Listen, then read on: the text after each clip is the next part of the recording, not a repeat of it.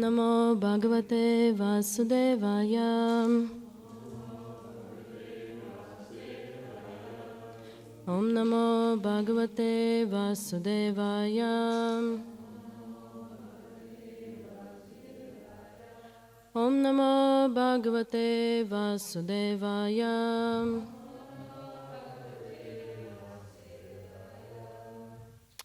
So we're reading from Srimad Bhagavatam, 3rd Canto, Chapter 15, verse 25.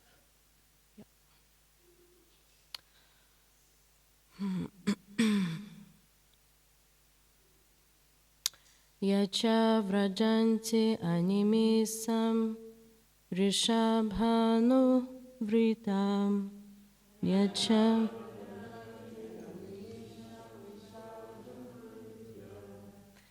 dure yamahyu parinachs sprihani yashilach.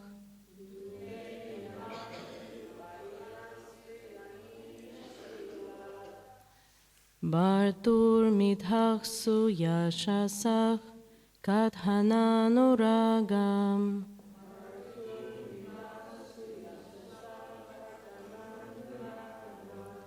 Vaikalya baspakalaya pulaki kirtanga.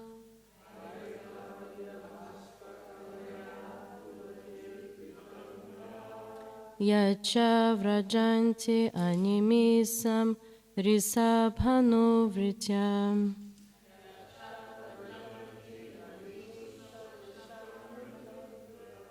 Dure yamahyu paranach smrihani yashilach.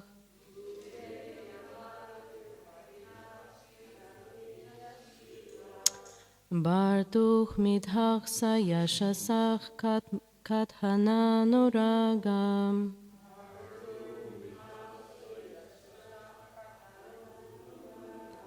Vaikhalya baspakalaya pulaki kirtangach.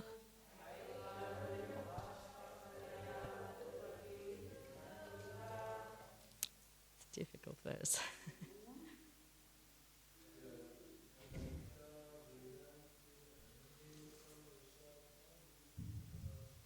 Caritamrita animisam rishabhanuvritam.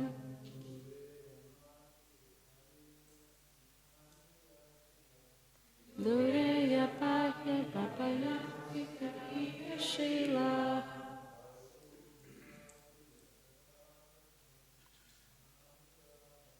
Vartur mithashu yashasach kartmanuragam.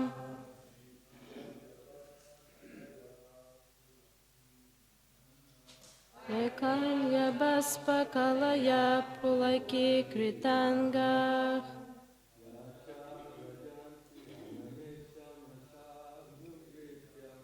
Yacha vrajanti animisam rashabhanitya.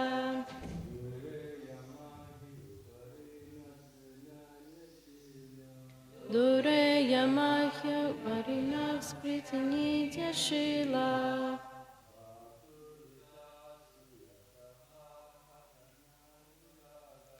Bartur midhasu yasarsach karmananuragam.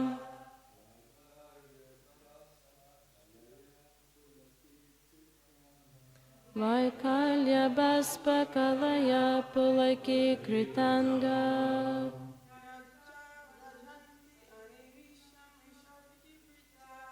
Yacha vrajanti animisam rishabhinutyam.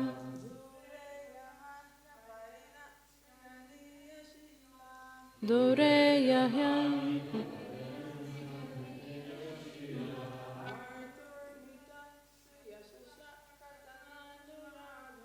Bartur midhaksu yashasach katmananuragam.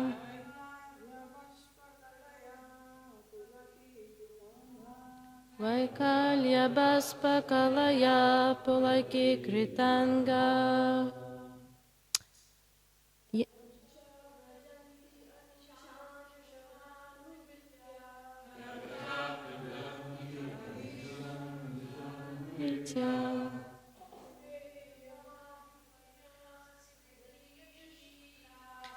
Dure Yamahyu Parinach Shrihani Yashila.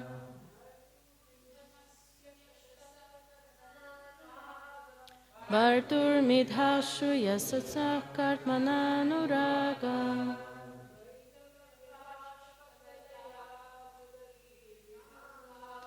Vakalya Bashpakalaya Pulaki Kritanga. Yat Vaikuntha Cha and Vrajanti Go Animisam of the demigods Rishabha chief Anuvritya following in the footsteps Dure keeping at a distance Yama regulative principles He certainly Upari above Nach us Sprihanya to be desired Shilach good qualities Bartuch of the Supreme Lord Mithach for one another Suyashasach glories Katha by discussions discourses Anuraga attraction Vaikalavya ecstasy Baspakalaya tears in the eyes Pulakikrita shivering Angah bodies. Translation. Persons whose bodily features change in ecstasy and who breathe heavily and perspire due to hearing the glories of the Lord are promoted to the kingdom of God, even though they do not care for meditation and other austerities. The kingdom of God is above the material universes, and it is desired by Brahma and other demigods. Purport. It is clearly stated herein that the kingdom of God is above the material universes, just as there are many hundreds of thousands of higher planets above this earth, so there are many millions and billions of spiritual planets belonging to the spiritual sky. Brahmaji states herein that the spiritual kingdom is above the kingdom of the demigods. One can enter the kingdom of the Supreme Lord only when one is highly developed in desirable qualities. All good qualities develop in the person of a devotee. It is stated in Srimad Bhagavatam, 5th canto, 18th chapter, verse 12, that anyone who is Krishna conscious is endowed with all the good qualities of the demigods. In the material world, the qualities of the demigods are highly appreciated, just as even in our experience, the qualities of the gentleman are more highly appreciated than the qualities of a man in ignorance or in a lower condition of life. The qualities of the demigods in the higher planets are far superior to the qualities of the inhabitants of this earth. Brahmaji confirms herewith that only persons who have developed the desirable qualities can enter in the kingdom of God. In the Caitanya Caritamrita, the devotee's desirable qualities are described to be 26 in number. They are stated as follows: he is very kind, he does not quarrel with anyone, he accepts Krishna consciousness as the highest goal of life, he is equal to everyone, no one can find fault in his character, he is magnanimous, mild, and always clean, internally and externally. He does not profess to possess anything in this material world. He is a benefactor of all living entities. He is peaceful and is a soul completely surrendered to Krishna. He has no material desire to fulfill. He is meek and humble, always steady, and has conquered the senses' sensual activities. He does not eat more than required to maintain body and soul together. He is never mad after material identity. He is respectful to all others and does not demand respect for himself. He is very grave, very compassionate, and very friendly. He is poetic. He is expert in all activities, and he is silent in nonsense. Similarly, in Srimad Bhagavatam, 3rd Canto, 25th chapter, verse 21, the qualifications of a saintly person are mentioned. It is said there that a saintly person eligible to enter into the kingdom of God is very tolerant and very kind to all living entities. He is not partial. He is kind both to human beings and to animals. He is not such a fool that he will kill a goat Narayana to feed a human Narayana or Daridra Narayana. He is very kind to all living entities. Therefore, he has no enemy. He is very peaceful. These are the qualities of persons who are eligible to enter into the kingdom of God. That such a person gradually becomes liberated and enters the kingdom of God is confirmed in Srimad Bhagavatam, 5th Canto, 5th chapter, verse 2. The Srimad Bhagavatam, 2nd Canto, 3rd chapter, verse 24, also states that if a person does not cry or exhibit bodily changes after chanting the holy name of God without offense, it is to be understood that he is hard-hearted, and that, therefore, his heart does not change even after he chants the holy name of God. Hare Krishna. These bodily changes can take place due to ecstasy when we offenselessly chant the holy names of God. Hare Krishna, Krishna Krishna, Hare Hare, Hare Rama, Rama Rama, Hare Hare. It may be noticed that there are 10 offenses we should avoid. The first offense is to decry persons who try in their lives to broadcast the glories of the Lord. People must be educated in understanding the glories of the Supreme. Therefore, the devotees who engage in preaching the glories of the Lord are never to be decried. It is the greatest offense. Furthermore, the holy name of Vishnu is the most auspicious name, and his pastimes are also non-different from the holy name of the Lord. There are many foolish persons who say that one can chant Hare Krishna or chant the name of Kali or Durga or Shiva because they're all the same. If one thinks that the holy name of the Supreme Personality of Godhead and the names of the activities of the demigods are on the same level, or if one accepts the holy name of Vishnu to be material sound vibration, that is also an offense. The third offense is to think of the spiritual master who spreads the glories of the Lord as an ordinary human being. The fourth offense is to consider the Vedic literatures, such as Puranas or other transcendentally revealed scriptures, to be ordinary books of knowledge. The fifth offense is to think that devotees have given artificial importance to the holy name of God. The actual fact is that the Lord is non-different from his name. The highest realization of spiritual value is to chant the holy name of God as prescribed for the age. Hare Krishna, Krishna Krishna, Hare Hare, Hare Rama, Rama Rama, Hare Hare. The sixth offense is to give some interpretation on the holy name of God. The seventh offense is to act sinfully on the strength of chanting the holy name of God. It is understood that one can be freed from all sinful reactions simply by chanting the holy name of God. But if one thinks that he is therefore at liberty to commit all kinds of sinful acts, that is a symptom of offense. The eighth offense is to equate the chanting of Hare Krishna with other spiritual activities such as meditation, austerity, penance, or sacrifice. They cannot be equated at any level. The ninth offense is to specifically glorify the importance of the holy name before persons who have no interest. The 10th offense is to be attached to the misconception of possessing something, or to accept the body as oneself while executing the process of spiritual cultivation. When one is free from all 10 of these offenses in chanting the holy name of God, he develops the ecstasy bodily features called pulakashru. Pulaka means symptoms of happiness, and ashru means tears in the eyes. The symptoms of happiness and tears in the eyes must appear in a person who has chanted the holy name offenselessly. Here in this verse, it is stated that those who have actually developed the symptoms of happiness and tears in the eyes by chanting the glories of the Lord are eligible to enter the kingdom of God.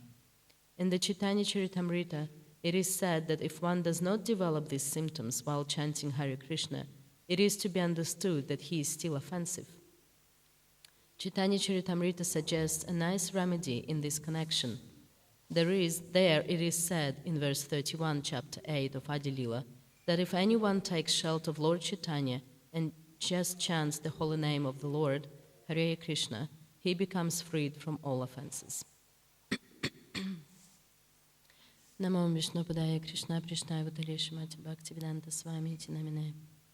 Namaste Saraswati Devi Gauravani Pracharine Nirvishesha Shunyavadi Paschatya Deshatarine. Jai Shri Krishna Chaitanya Prabhu Nityananda Shri Advaita Gadadhara Shivasati Gaura Bhaktavrinda. Hare Krishna Krishna Krishna Hare Hare. Hare Rama Rama Rama Hare Hare. Vancha Kalpatarubhyascha Kripa Sindhubhyaivacha Patitanam Pavanabhyo Vaishnavibhyo Namo Namaha. Okay, so this is very deep verse, and there's so many points that can be discussed, and it's one of those verses you can give a week full of classes on it. There's so much in it. And if we go back to the first paragraph where Srila Prabhupada talks about spiritual world, and he's saying that it is so vast and it's far beyond material world. And it's actually, I always found it really fascinating to imagine that we know that material world is pretty big, and we have this little planet Earth. But actually material world is only 1/4 of the whole creation.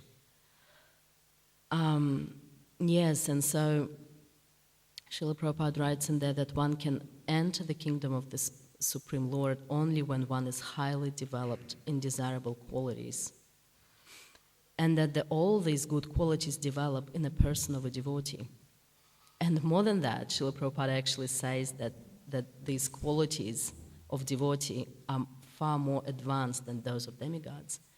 And if we think about it, demigods are those special living entities that have been trusted a certain power.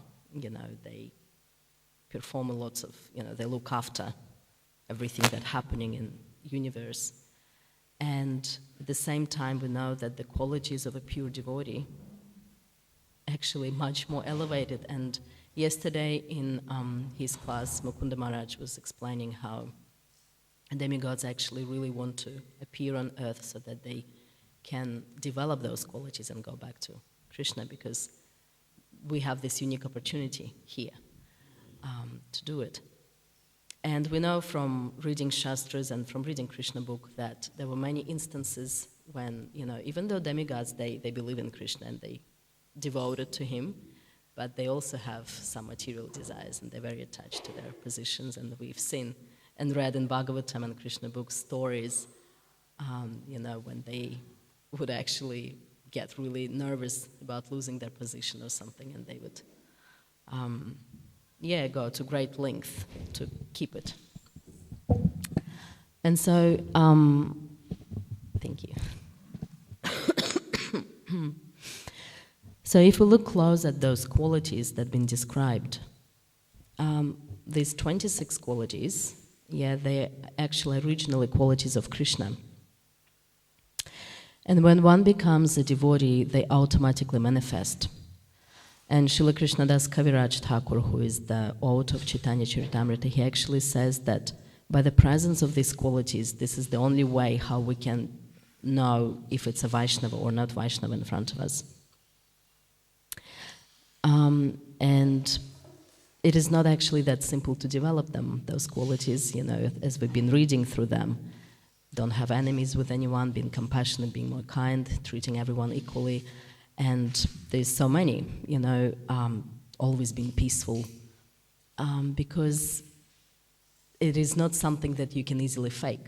When we become devotees in the beginning, we come to temple and we join Hare Krishna, and, men shave their head, and, Matajis, we put saris on, tilak, we put, all the attributes, we have devotional fashion. We know what is it like to look like devotee. And then we even might get initiated, first initiation, second initiation, we have Brahman thread, so all these external things are there. But it is really about the change of our heart, and those qualities then being described, it is extremely difficult because only when we come into certain situations, it's like there is this saying that how you know if you have a good friend, how do you distinguish a good friend in a difficult situation, So, but there is a trick with this, because we need those qualities to go back to our spiritual world. But there is a trick because the main quality out of 26 is that he is completely surrendered to Krishna. So once we become surrendered to Krishna, once we become Krishna's devotee, then all those qualities then naturally come. So then the question kind of remains of what does it mean to be surrendered to Krishna? Because it's much as it sounds really simple, and we know that Srila Prabhupada told us this is not a difficult process. You just need to surrender to Krishna. You just need to do everything for him, and everything will come. But it is not such a cheap thing to achieve. So Srila Bhaktivinoda Thakur, he describes surrender, that process, or Sharanagati, in Bengali songs. So there is 6 principles of Sharanagati, or surrendering to Krishna. So I'm just going to say the principles first, and then we just go slowly through each one of them. So the first one is humility, and then it's dedication of the self, acceptance of the Lord as one and only maintainer, the consciousness that Krishna will surely protect me from all unfavorable circumstances, accepting only favorable things for devotional service and rejecting everything unfavorable. So these are the 6 principles. And when we talk about them, they come together as a package. It's not just one or another. And actually each one of them, they are intertwined. They kind of support one another. One comes out of another. And so the first one is humility. Humility is one of those qualities that you can give a separate class just about that, And we know that Lord Chaitanya Mahaprabhu, he recited that verse about humility in his Shikshashtaka prayers. But in a nutshell, what is humility? Humility is understanding of our true position. It is not overestimating that position. It is not underestimating it. It is a true understanding of it. Which is, when we think about overestimating it, it kind of makes sense. Okay, we shouldn't think too much of ourselves. We should be kind of keeping ourselves humble. But when we're thinking about underestimating it, sometimes we hear people say, oh, I'm just most fallen, just absolutely fallen. Like, why don't you chant, your rounds or read Prabhupada books? Or because I'm so fallen, and it's become like one of those things that we use an excuse why we don't surrender, why we don't take responsibility for our spiritual life, because I'm so fallen, because I'm mostly fallen. And Srila Prabhupada used to say that you're not most anything. Krishna is most. So it is this interesting point. We know that as we become more and more advanced, we see that devotees of Krishna become very meek and humble. They say that I'm really insignificant, But what does it actually mean when they say that? Is that by the more that we read and learn and the more that we advance, we start to understand that Krishna is so great, that it is practically impossible to understand him with our little mind, and the more we become advanced, we understand that, in the beginning, and we join the movement and we think, oh, Bhagavad Gita, little book, I'll just read it and I can understand. What's the big deal? Especially people who have degrees and studied in big universities. I remember my father been telling me that he finished like he was a math scientist. He was like, when I saw Bhagavad Gita, I thought, well, this is a little book. It will take me a couple of days. I'll read it, I understand it. But as we start actually reading it, we start to understand that it is, the realization comes by mercy. So Krishna, we need that mercy for Krishna to actually reveal himself. It is not something that we can just take with our mind, And from one side, we start feeling really humble because we know that we depend on Krishna's mercy, and then we're little living entity, and then, we don't really understand what's going on. But at the same time, there is that understanding that by Krishna's mercy, everything is possible. There is no limitations of what we can do, because if Krishna wants us, if our spiritual master wants us, then by their mercy we can do everything. So there is that mood. We can read that poem that Srila Prabhupada wrote on a board of Jaladuta, and it's just amazing. You can see this mood of humility that he's talking about himself, that he's basically like he's talking about he's insignificant, he's just trying to do something. And at the same time, he understands the power of his spiritual master instructions, the power of Krishna, that if they will be merciful, he can achieve it all. Everything can be achievable. So this is that, and this is what should be really our self-esteem. In material world, people using their talents and their qualities as their self-esteem. But actually, we know that our talents and our qualities that come with our body, this is just a manifestation of modes of material nature, This is not our true character, this is not our true nature, it's just what we get in this life, but our true nature will get manifested the more we become advanced, the more we become pure. And the reason, the self-esteem there is from the fact that every single one of us have this unique relationship with Krishna, which is not like anything else, It's really hard to kind of comprehend in a way that there is so many souls in this world. But Krishna has a unique relationship with every single soul. It is not like any other relationship, which is, if you think about it, we all have friends, and we know that with each friend that we have this unique reciprocation. And sometimes you think, I feel like shopping. Who would I go shopping? I have this friend for shopping, and that friend is good for walking, and this one is, because we have different rasa with every single one of us. So this should be our real self-esteem, that we have this unique relationship with Krishna that we just need to revive. And with humility, we know that this is one of those qualities that you gotta practice. It comes with time, but it also, you have to fake it until you make it, type of thing. So my Guru Maharaj would say, you just have to practice it. Sometimes just using your intelligence in the situations, you're like, you want to take your sword out and, but you got to keep yourself understanding that, no, wait, you got to put Krishna first. Something happening right now because obviously Krishna wants it to happen. I need to learn my lesson or something. So it has to be practiced, and the more we practice, then it's become eventually a part of us. We become purified. So that's first principle of Sharanagati. Then the next one is dedication of the self. And that is a big one because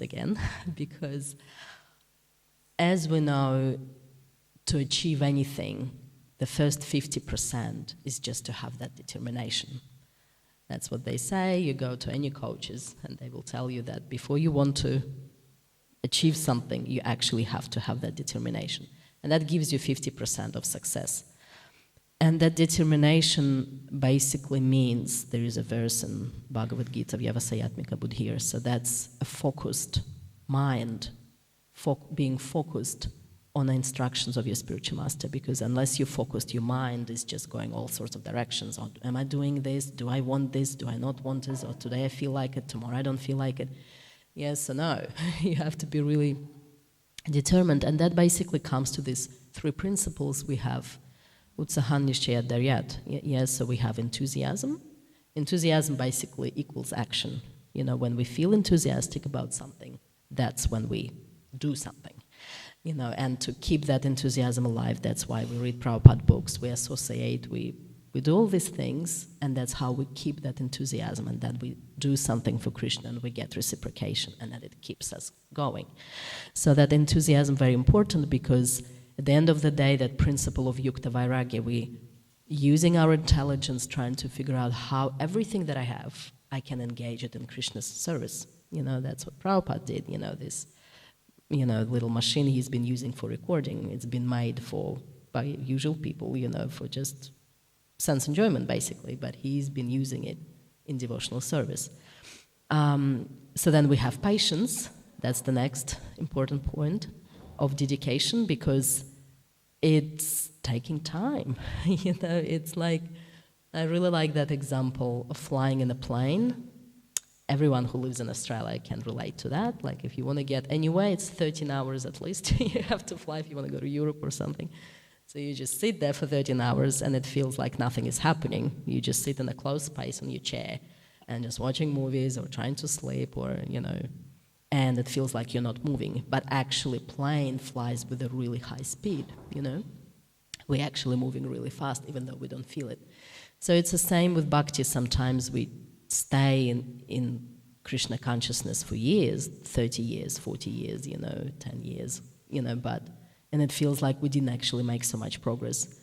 But the process is so powerful, that actually we did make progress. It's just, So we need to maintain that patience, and it comes really close together with the confidence.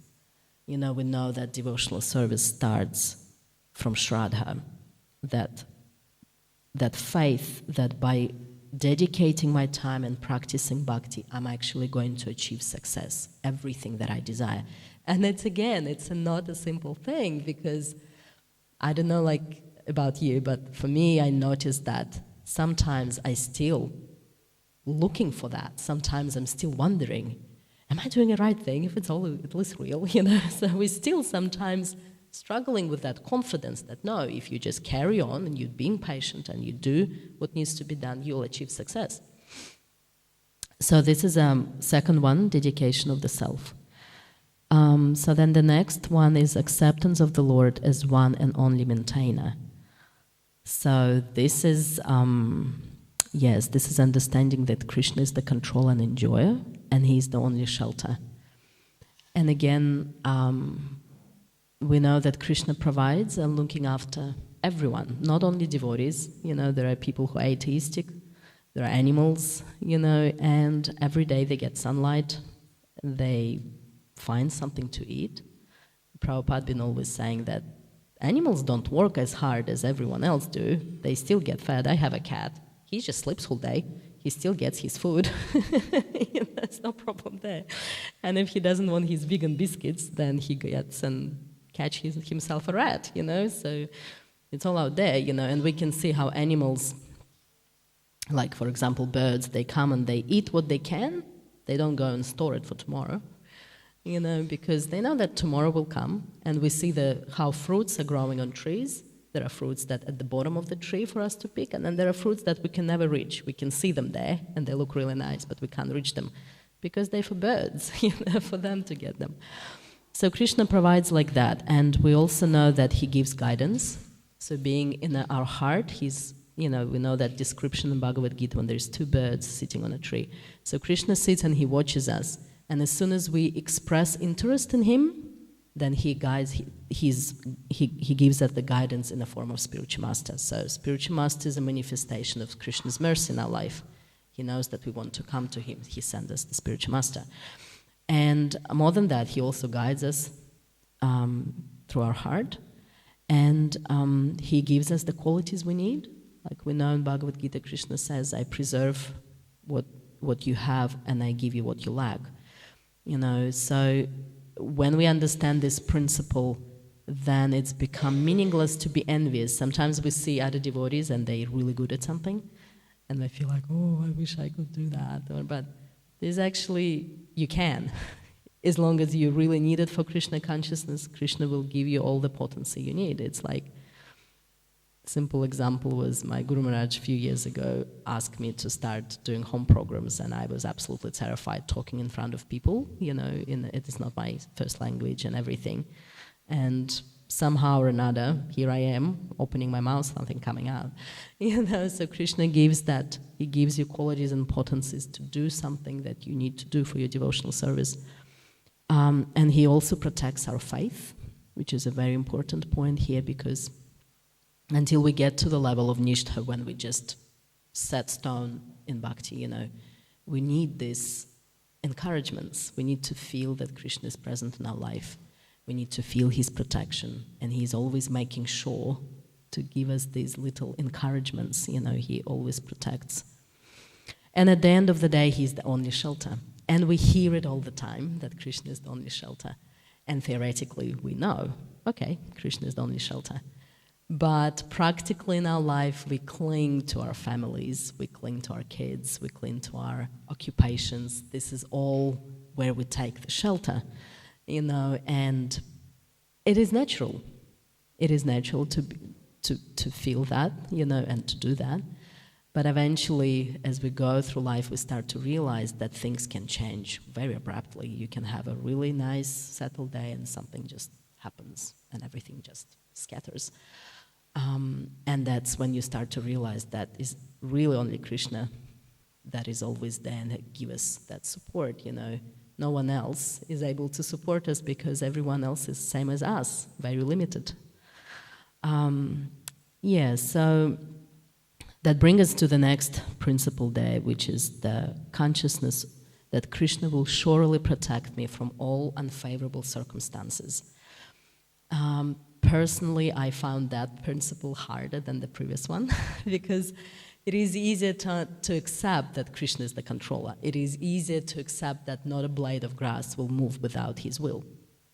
And sometimes when we work on it, we kind of start to see that, okay, something happened in our life and it is not always pleasant, but it happened. That means Krishna allowed this to happen.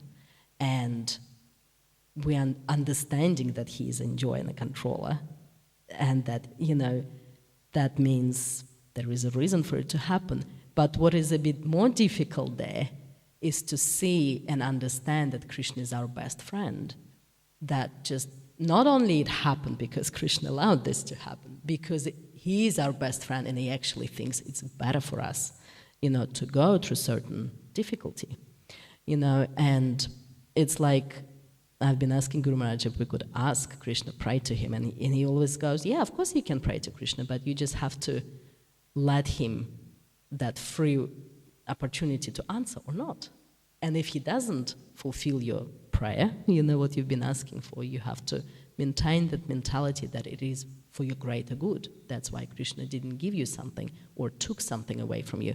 And that requires a certain faith, to actually realize that and practice that Krishna is the best friend and he is the shelter.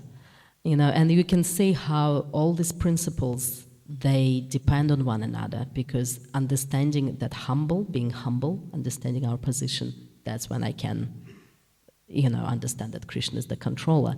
And being dedicated, this is when I can, be patient and give myself time. So all these things are really closely intertwined together. And then we have last two principles, which is accepting only favorable things for devotional service and rejecting everything unfavorable. And we know that the main principle of bhakti is to always remember Krishna, never forget him. So in this way, Maya is very clever. She finds the ways to get to us. So that's why we have to be very vigilant always and that's again, it takes certain commitment to be very vigilant and only accept things that are favorable for Krishna consciousness. So in this way, all these 26 qualities, they naturally manifest for someone who has been surrendered to Krishna. And if we look at these qualities again, being kind, it is described that the best manifestation of kind heart is when we go and we tell others about Krishna, because we know that Krishna is the ultimate shelter. person who've been surrendered to Krishna, like we've just been discussing, he knows that Krishna is the ultimate shelter, and that's why he wants to give it to everyone else. So that's the kindness. Not that long ago, I had my grandmothers. They've been passing away one after another, pretty much like just in a half of year. And I was feeling a bit lost because I'm all the way here, and I didn't know what I could do, to make the situation better. Before they passed away, they were suffering, there's pain, there's all this. And I was thinking, should I just ask all devotees to pray for them? But then devotees don't really know them. It's hard to pray for someone when you don't actually know the person. And then I was like, maybe I should do the feast, or maybe I should do the yagya, or I was just really worried, like, what can I do for them? And then I called Guru Maharaj, and he was like, well, the best thing you can do for your relatives, in any case, is just to be a good devotee, because if you're a good devotee, then they have a chance, it's 20 generations before and after that get liberated, and this is really the best thing we can do. Yes, of course we can look after their bodies and we can talk to them, and that's all important too. But ultimately, the real kindness there is to bring people to Krishna consciousness. And that's where we come to this. He works for everyone's benefit. This is also one of those qualities that Srila Prabhupada was always talking about, all these organizations who are trying to bring peace and trying to help others, but because we're very limited, if we're not devotees, we're not surrendered to Krishna, then we use our mind as a guardian of what we think would be good for everyone, and in this way, we make someone happy, but other person, someone always going to suffer. There's always this duplicity in material world. There is not just good. There is always the other side to it, and there is nothing you can do about it. So in this way, we're knowing that spreading Krishna consciousness and being connected to Krishna by surrendering to him, we become more pure. Then we can actually do good to others. And then he is equal to everyone.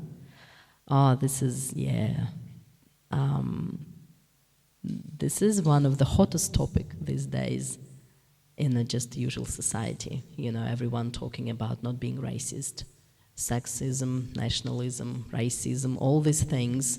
This is what society is really, trying to bring us to that equality, that there is no difference between man and woman, there is no difference between different colors of skin and all these things. And the way they're trying to do it is that they bring lots of rules. They also talk about this, but it was interesting. I was studying in university that yes, we know certain things we can't say anymore because they're racist to say certain words, certain names.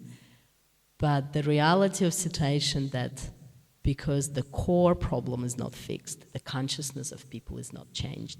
So they don't call each other names, racist words not used, but they found the other words. They constantly changing these words they use for racism, for discrimination, and it's just impossible to catch. It's like, okay, we can't say that word anymore. Well, they found another word. They found another way to discriminate, and it's an ongoing issue, and people constantly get caught on that, and they say, such and such actor or such and such anchorman just being racist again or sexist or something else, because this can only be achieved when we change our consciousness, when we get over that bodily concept of life, when we become equal to the animals. Not only cats and dogs are cute, and deserve our protection, but it's all other animals too. Yes, and then he doesn't make anyone as his enemy. And that is, again, that is a very important and very deep point here, because as we go back to these two principles, when we talk about Krishna being controller and Krishna being a protector and a best friend, we constantly get in these situations when we get hurt. It's just the nature of material world. We get mistreated. But understanding that Krishna is in control and Krishna is our best friend, it really helps to remove the actual person out of it and to be positive about it It is not easy, as it is easy to talk about it, but it definitely helps. There is that story in first canto of Srimad Bhagavatam about when Parikshit Maharaj went on his hunt and he saw the bull, Dharma bull with his broken legs, sitting there bleeding. And he come up to him and he's asking him, who've done it to you? And it's very interesting how he answers, because he doesn't go, oh, this guy that dressed in a king robes, short one, the manifestation of Kali, he done that to me. He doesn't say that.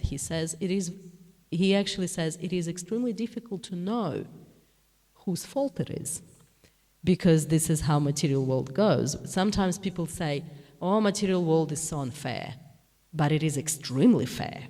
There's one thing that we can say about material world. It is extremely fair, and it works extremely perfect according to what Krishna made it for, because we get what we deserve. Sometimes we don't see it because it goes to the lifetimes. We don't remember what we've done in our past life. But nevertheless, this is what it is. We encounter those past activities, but we have this bonus because being devotees, we have Krishna. So even though we still have to suffer from our material, reactions, but we're able to pray to him, we're able to have that support, we're able to have devotees around us. And this is huge, just being able to come to Kirtan when you really struggle, And not that just that. We know that Krishna says in Bhagavad Gita that just surrender to me and I will protect you from reactions to your sinful activities. He makes that promise because we know that story, a story of Govardhana hill. What happened there was that they were going to perform a proper activity. Karmakanda suggests that when Indra been providing food, so you need to do sacrifice to give him something back. This is the ways, according to the laws of God. Karmakanda teaches us this. There is right thing and wrong thing. But then Krishna comes, and Krishna says, well, I don't want you to do that. Because this is the interesting thing. There is Karmakanda, and then there is what Krishna wants. And it is not always according to Karmakanda what Krishna wants, if it makes sense. We've seen all these stories in Mahabharata where Krishna tells Bhima how to fight Duryodhana. And what he tells him to do was against law of Kshatriyas. You can't hit person below their waist. In this. And when Balaram saw that, he got so angry he walked away. He couldn't deal with it. And it is so interesting to see that Krishna made him do it, something that seems obviously wrong. But it was the right thing to do because Krishna wanted it to do. And Krishna wanted Arjuna to fight. Arjuna gave all the reasons why we shouldn't, but he said, no, this is what I want you to do. So, and the same thing happening here. They decided to worship Govardhana hill. And then what happens? They got their reactions because Indra comes and he sends pillars of rain. I don't know, I can't possibly imagine peal of rain, but it's not the floods we get here. It is something more serious than that. So we can't say that, no, there was no reaction. There were reactions there, but Krishna was there with them, protecting them and supporting them. And the fact is that, yes, we get our material reactions. Occasionally we misstep, but because we're there protected by Krishna, we only get a minute amount of this suffering that we would get. And that is our ultimate mood, that I was meant to suffer so much, but Krishna only gave me a little bit. And it's interesting that you could think, well, Krishna could have just taken all the suffering away completely, then why make us suffer at all? But we do need to purify our hearts, and also Krishna makes it dramatic. Because when we are in the middle of that drama and we meet Krishna and we see how he supports us, this is when we develop this emotional attachment to him. Because when we leave our body, we don't remember things that were just neutral. We remember things that really emotionally attached us to something. It's like the story of our memory. You don't remember just neutral events. You remember something that was really bad or something that was really good, something that made an impact. And so devotional life is full of that drama. Krishna makes it full of that drama. And sometimes they say, if you don't have drama, well, there's something not happening in your spiritual life, maybe you gotta practice a bit more vigilant. So he protects us and attaching us, and he show us that I'm the only shelter there. So, yes, okay, that is the time. So anyway, I have too many qualities here to describe at the moment, but at the end of the day, this is how we become peaceful, this is how we become merciful, this is how we don't demand respect from others, because we know we've been through that, we understand that my good qualities, mercy of Krishna, my bad qualities, everyone have a skeleton in their closets, and we can't, why we think that we can judge if we are not perfect, So once we surrender to Krishna, then we can actually have all these qualities. And I just wanted to finish with this little quote that Srila Prabhupada gives in this purport. He recites the verse from Srimad Bhagavatam, 5th canto, chapter 18, verse 12. All the demigods and their exalted qualities, such as religion, knowledge, and renunciation, become manifest in the body of one who has developed unalloyed devotion to the Supreme Personality of Godhead, Vasudeva. On the other hand, a person devoid of devotional service and engaged in material activities has no good qualities, even if he is adept in the practice of mystic yoga or the honest endeavor for maintaining his family and relatives. He must be driven by his own mental speculations and must engage in the service of the Lord external energy. How can there be any good qualities in such a man? That's a very strong statement, but it is very true, because unless we have dedication, integrity to our spiritual values, then what else is there? There is just the senses. So if we don't practice, if we don't control our senses, we don't control our mind, how Prabhupada says that in this life, people struggle with their 6 senses, including mind, then it's become very flickering. Today, I love you, and that's why I do everything for you. Tomorrow I love someone else, and, well, nothing personal, sorry. But we see it all the time, it's happening, and that's why we can't take shelter of anyone except for Krishna, because this is how it is. And unfortunately, sometimes you hear, like talking to friends, sometimes they say, oh, I don't want to marry Hare Krishna devotees, too many issues, they all want you to be something, and, I find a nice man who can support, but he's not devotee. And they're like, yes, he will be nice support for you to the time when you're not comfortable for his senses anymore. Actually being devotees, we know that there is a potential there to develop all these 26 qualities. So I guess it's all I can say today, because we run out of time. Thank you for your attention. Hare Krishna, I don't know, there's no time for questions either.